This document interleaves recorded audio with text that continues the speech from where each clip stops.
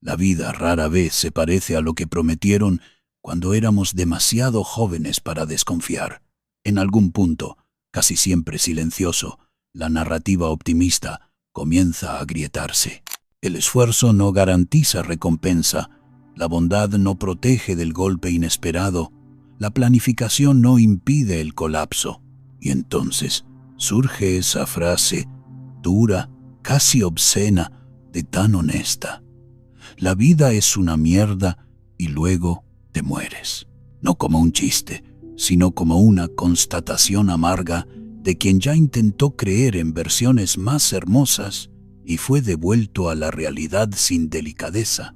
Existe un choque específico cuando esa percepción se instala. No es solo tristeza, es una especie de lucidez que pesa.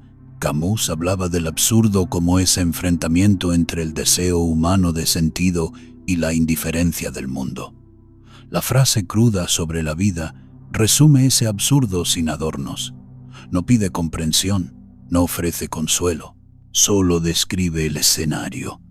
El mundo no se organiza en torno a nuestra felicidad, y darse cuenta de ello puede ser liberador o devastador, dependiendo de cómo se mire. Al principio, esta visión suele venir acompañada de resentimiento, un sentimiento de haber sido engañado, como si hubiera un contrato implícito que fue roto. Estudia, trabaja, ama, sé correcto, y las cosas saldrán bien. Cuando no salen, algo en nosotros se revela. Nietzsche veía en ese resentimiento una fuerza corrosiva, una reacción de quien se siente estafado por su propia existencia, no porque la vida haya prometido algo, sino porque nosotros proyectamos en ella expectativas que nunca fueron garantizadas. Hay días en los que despertar ya parece un esfuerzo desproporcionado. El cuerpo se levanta, pero algo dentro se queda acostado. La repetición de las tareas, la sensación de estar siempre retrasado respecto a una vida ideal que nunca llega, todo eso va creando un cansancio que no se resuelve con descanso. Cioran conocía bien este tipo de fatiga existencial. No el cansancio físico, sino el agotamiento de existir. La sensación de que continuar no es un acto heroico, sino una terquedad sin glamour. Cuando alguien dice que la vida es una mierda, a menudo se le acusa de negativismo, como si ver la dureza fuera un defecto moral. Jung, sin embargo, entendería esto como el retorno de la sombra. Aquello que fue reprimido por la cultura del optimismo forzado vuelve a la conciencia.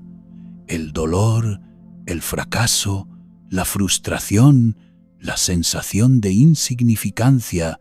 Negar estos aspectos no los elimina, solo los empuja al inconsciente, donde pasan a actuar de forma más destructiva.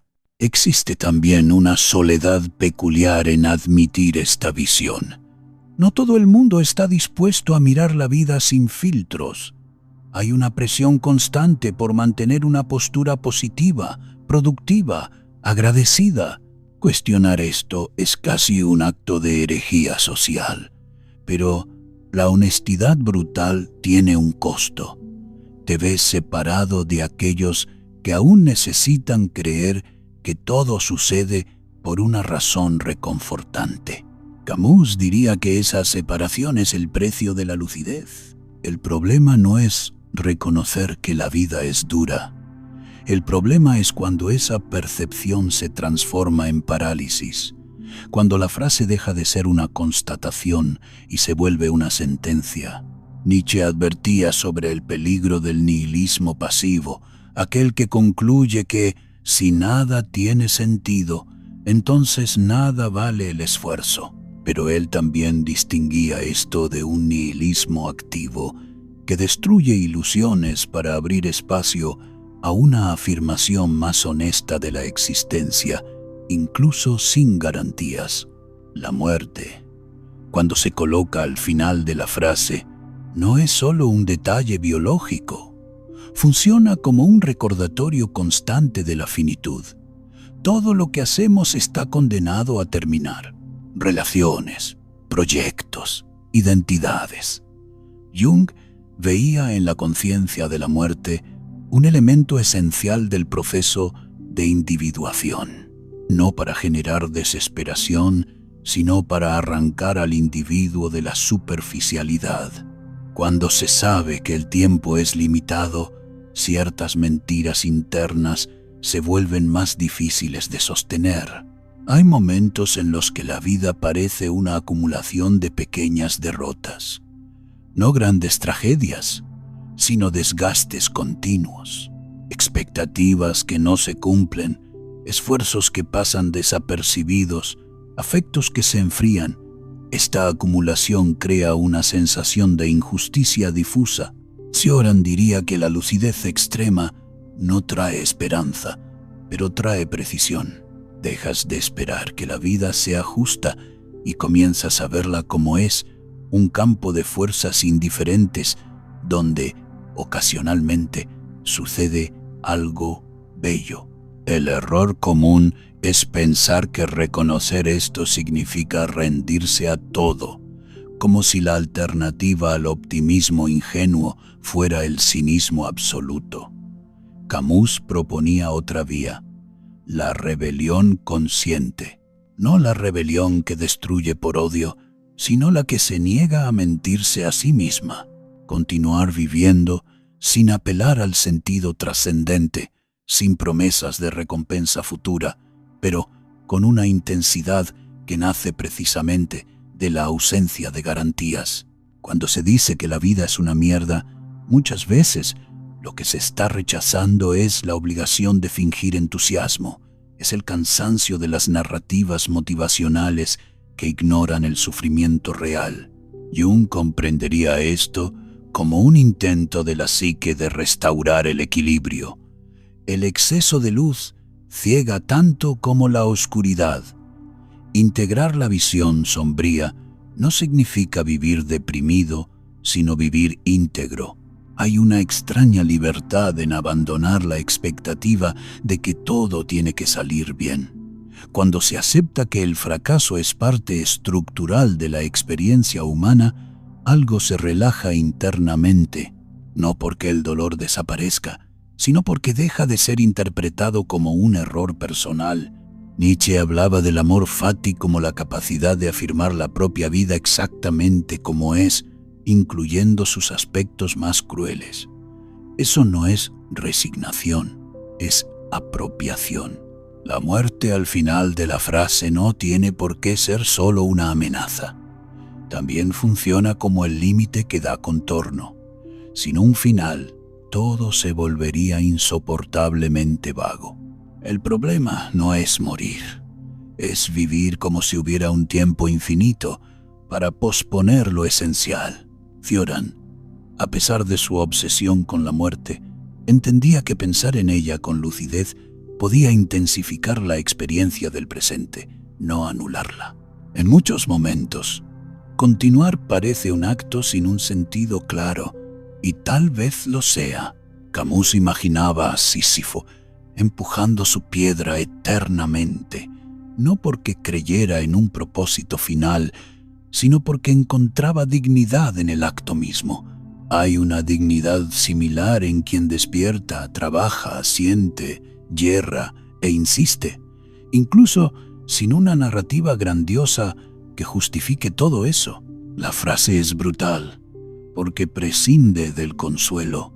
No promete aprendizaje, ni crecimiento garantizado, pero tal vez su fuerza resida precisamente ahí. Al aceptar que la vida puede ser una mierda, dejas de exigirle aquello que nunca prometió. Y en esa renuncia a las ilusiones puede surgir algo raro, una forma de libertad silenciosa, todavía frágil, pero más honesta que cualquier esperanza fabricada. Lo que queda después de que caen las ilusiones no es el vacío absoluto, sino un espacio extraño, abierto, un espacio donde cada gesto, por pequeño que sea, gana un peso diferente, no porque vaya a salvar al mundo o a uno mismo, sino porque se hace a pesar de todo. Y tal vez sea en ese, a pesar de todo, donde algo parecido al sentido, no absoluto sino vivido, comienza a esbozarse, aunque sea tímidamente, en medio de esa constatación dura que ya no se puede dejar de ver. Hay un punto en que la frase deja de ser solo una constatación intelectual y comienza a infiltrarse en el cuerpo. Se manifiesta en el modo en que el día pesa incluso antes de comenzar, en la dificultad de encontrar entusiasmo genuino, en la sensación de que todo exige más esfuerzo del que debería. No es tristeza clásica, ni necesariamente depresión clínica. Es un cansancio ontológico, una agobiante fatiga del propio acto de existir. Cioran reconocía este estado como una forma de lucidez peligrosa, porque quien lo experimenta ya no puede engañarse con facilidad. Cuando la vida pierde el barniz, las pequeñas mentiras cotidianas empiezan a molestar. Trabajar por objetivos que no tienen sentido, mantener relaciones por miedo al vacío, repetir discursos que ya no convencen ni a uno mismo. Jung diría que en ese momento el inconsciente empieza a presionar al ego, exigiendo una reorganización. El dolor no surge para castigar, sino para señalar que algo esencial se está viviendo de forma falsa. Ignorar esa señal es posible, pero cobra un precio alto, generalmente pagado en forma de apatía crónica. Hay también una rabia silenciosa dirigida al mundo mismo, una sensación de que todo conspira para frustrar expectativas básicas. Camus veía en esa rabia una etapa natural del enfrentamiento con el absurdo. El problema surge cuando se cristaliza y pasa a orientar todas las percepciones. Entonces, el mundo entero se vuelve hostil, no porque haya cambiado, sino porque la mirada se ha cerrado. Aún así, negar esa rabia no la disuelve. Debe ser reconocida como una parte legítima de la experiencia humana, no como una falla moral. Nietzsche veía el peligro de transformar el sufrimiento en identidad. Cuando alguien pasa a definirse exclusivamente por la visión amarga de la vida, se crea una prisión invertida. Antes, la prisión era la ilusión optimista. Ahora es el cinismo absoluto. Ambos evitan el mismo punto central, la responsabilidad radical de crear valores propios en un mundo que no los entrega listos. Decir que la vida es una mierda puede ser el inicio de la honestidad, pero no puede ser el fin del movimiento. Existe un tipo específico de nihilismo que surge cuando la frase se repite demasiado, un estado en el que nada parece merecer inversión emocional. Las relaciones se vuelven desechables, los proyectos pierden peso, el futuro se ve como una secuencia previsible de frustraciones. Nietzsche llamaría a esto nihilismo pasivo, aquel que concluye que, si todo termina mal, entonces nada vale el esfuerzo, es comprensible, pero estéril. No protege del sufrimiento, solo lo vuelve más vacío. Jung observaría que, en ese punto, la sombra ha tomado el mando sin integración. Todo se ve por el prisma del desencanto, pero sin que haya elaboración simbólica. La persona se vuelve prisionera de una verdad parcial, incapaz de acceder a otras capas de la psique. La vida no deja de ser dura, pero pasa a ser solo eso, y cuando algo se vuelve total, pierde complejidad, hasta la desesperación. Cuando es absoluta, empobrece la experiencia. Hay una diferencia sutil entre reconocer que la vida es cruel y creer que es solo cruel.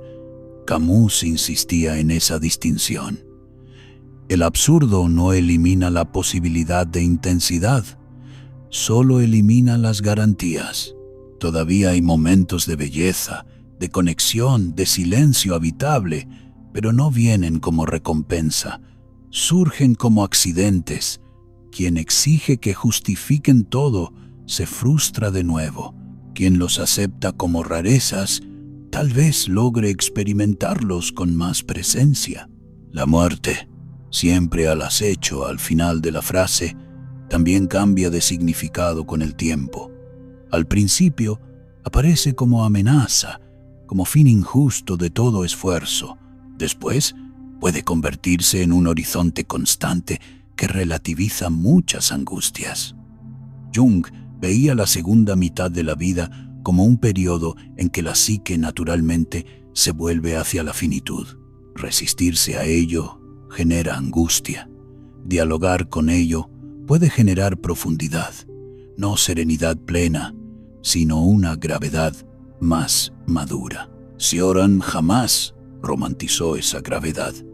Para él, pensar en la muerte no trae consuelo, sino claridad. La claridad de que casi todo es provisorio, de que el apego excesivo genera sufrimiento innecesario, de que la vida no debe tomarse como algo demasiado sagrado. Paradójicamente, esa desacralización puede aliviar. Cuando se le quita a la vida la obligación de ser grandiosa, se vuelve más soportable en su mediocridad inevitable. Hay días en que sobrevivir ya es una hazaña silenciosa, no en el sentido dramático, sino en la persistencia banal. Levantarse, cumplir con lo que hay que hacer, soportar conversaciones vacías, volver a casa con la sensación de que nada ha cambiado. Camus veía dignidad en ese gesto repetitivo, no porque lleve a algún lugar trascendente, sino porque afirma la vida sin mentiras. Continuar, aún sin un sentido claro, es una forma de rebelión contra la anulación total. El problema es que esa rebelión no tiene espectáculo, no rinde frases inspiradoras ni historias de superación. Es discreta, casi invisible. Nietzsche hablaba del espíritu fuerte no como aquel que vence siempre, sino como aquel que soporta largos periodos sin recompensa psicológica. Esa fuerza no nace del optimismo, sino de la negativa a entregarse completamente al resentimiento. Cuando se acepta que la vida es una mierda en muchos aspectos, ocurre algo curioso. La comparación disminuye. La obsesión con trayectorias ideales pierde fuerza, no porque se haya vuelto irrelevante, sino porque dejó de ser un parámetro absoluto. Jung diría que el ego empieza a ceder espacio a una percepción más amplia del sí mismo, self, menos dependiente de validaciones externas. El sufrimiento no desaparece, pero cambia de textura. Se vuelve más personal y menos teatral. Hay una especie de humor sombrío que puede surgir de esa aceptación. No una risa ligera, sino una ironía silenciosa ante el absurdo. Cioran utilizaba esa ironía como forma de supervivencia psíquica. Reírse de la propia condición no la mejora, pero impide que se vuelva insoportablemente pesada. Es una risa sin alegría, pero también sin desesperación absoluta. Una risa que reconoce lo ridículo de la existencia sin exigir que sea corregido.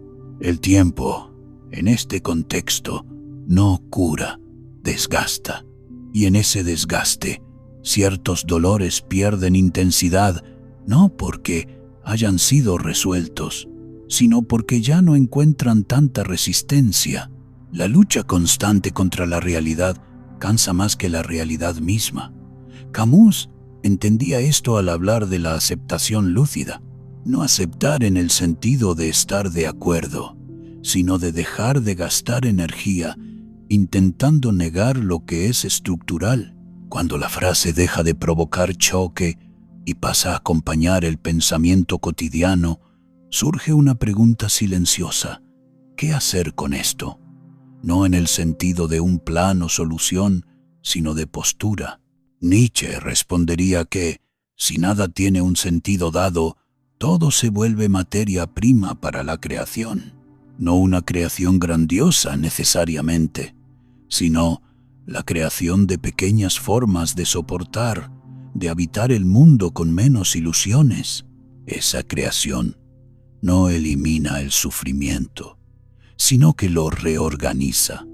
Deja de ser solo peso y se convierte también en fuente de comprensión.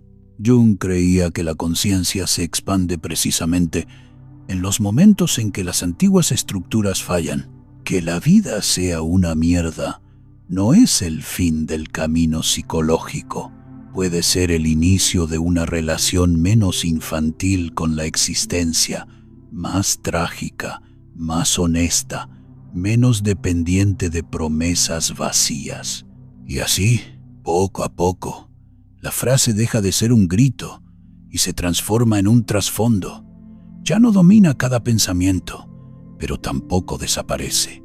Acompaña, recuerda, limita, y tal vez sea en esa convivencia incómoda donde algo parecido a la madurez comienza a formarse.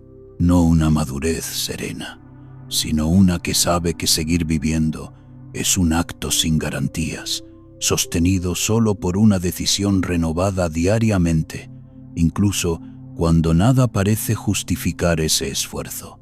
Con el tiempo, la frase deja de sonar como una provocación y pasa a funcionar como un trasfondo permanente. Ya no ocupa el centro del pensamiento, pero tampoco desaparece. Está ahí, como una verdad incómoda que acompaña cada decisión, cada expectativa que amenaza con crecer demasiado, y tal vez sea exactamente eso lo que la hace útil, no como filosofía final, sino como antídoto contra ilusiones excesivas.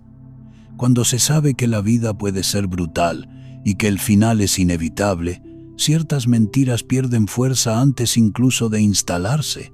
Hay una extraña reorganización interna cuando se acepta que no existe promesa de redención garantizada.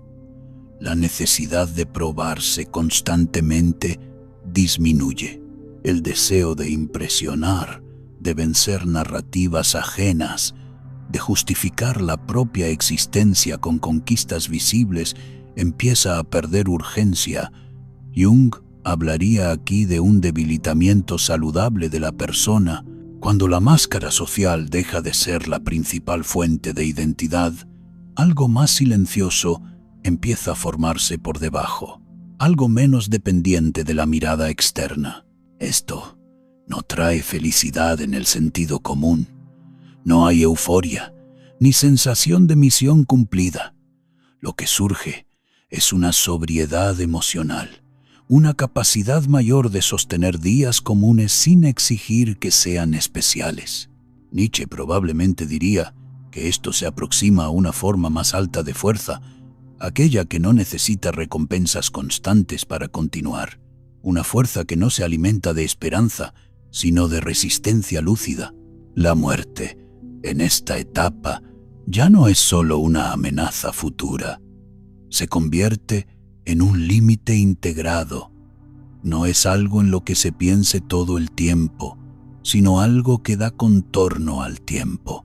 Saber que todo termina hace que sea más difícil desperdiciar energía en resentimientos prolongados, aunque no los elimine por completo.